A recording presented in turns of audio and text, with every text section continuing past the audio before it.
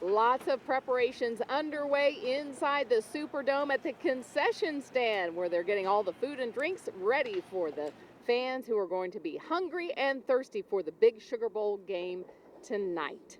Welcome back to All Access Tide and Tigers. Well, everybody knows that Alabama head coach Nick Saban just has a way with words, and we didn't have to wait very long for him to give us a great soundbite this week. That's right, Erin. As the Alabama Crimson Tide arrived on Wednesday, Nick Saban told reporters right away that he thought that his team lost their identity in their Iron Bowl loss to the Tigers. And so he went on to say he issued a challenge to his players, saying that they need to look like the Alabama team we saw most of the year in order to take down top-ranked Clemson. And for those who will try to deny the fact that the Tide looked unlike any team we've seen take the field donning the crimson and white recently, how about this? Auburn's 408 total yards of offense were nearly 151 yards more than Bama has allowed per game this year. On top of that, they made a number of mental mistakes late in the game and looked flustered out there in Jordan Hare. But that's in the past, and they're in the playoffs right now, tonight actually. And first-year offensive coordinator Brian Dable used that long break they had, which being an NFL guy for him was pretty foreign, and he got everything right and used that time to their advantage.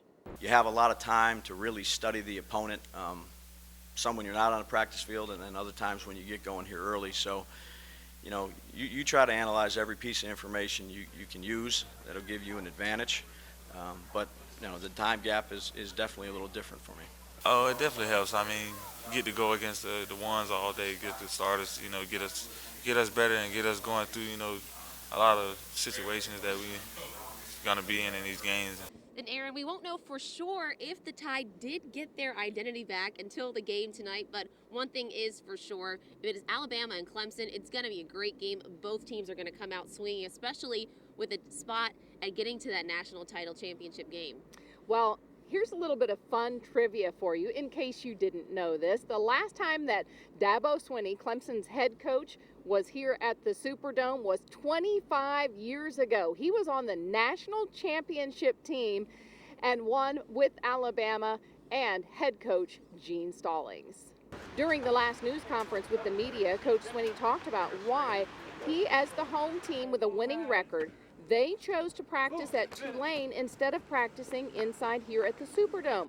Swinney said he opted for the smaller, more intimate location because when he played for Alabama's national championship team in '92, that's where they practiced. So it's a nod to his alma mater, and I'm sure he's hoping that's going to be a good luck charm tonight for the Clemson Tigers. Another standout comment was when Dabo Swinney said he thinks there's a good chance that Clemson and Alabama could make a habit of meeting. I think at the end of the day, Alabama people respect good football. And, you know, I think that they know that we got a good football team, and we're going to compete, you know, even when we lost a couple years ago, and we're going to lay it on the line. And we know they're going to do the same thing. You know, it's an interesting rivalry between Alabama and Clemson. Really, there's a little bit of love there because of Dabo Swinney being on the '92 national championship team. He's a two-time graduate of Alabama. His wife went to Alabama. He says when he goes out, the people have a lot of respect and say, you know, it's tough. You're from Clemson. You're the head coach there.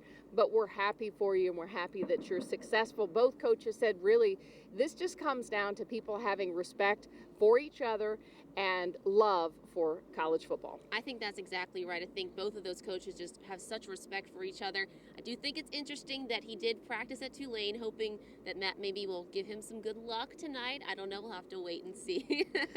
Well, when we were inside the Superdome earlier this week, we had the opportunity to see Alabama's $1 Million Band practicing. So we are going to take you on an all-access trip and let you hear from the $1 Million Band director about what tonight's halftime show is going to be.